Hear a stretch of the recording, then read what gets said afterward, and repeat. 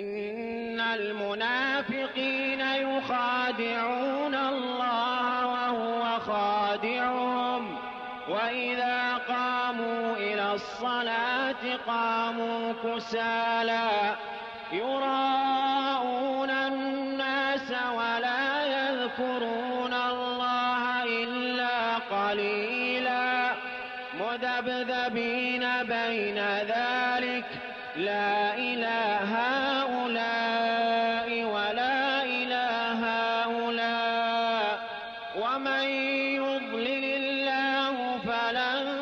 تجد له سبيلا يا أيها الذين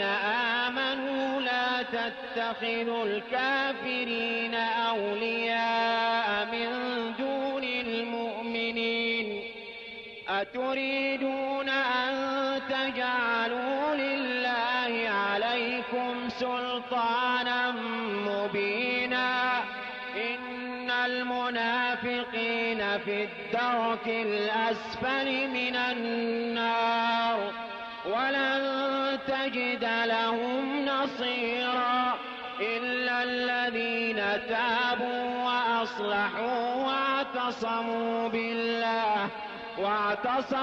بالله وأخلصوا دينهم لله فأولئك مع المؤمنين وسوف يؤتي الله المؤمنين أجرا عظيما ما يفعل الله بعذابكم إن شكرتم وآمنتم وكان الله شاكرا عليما.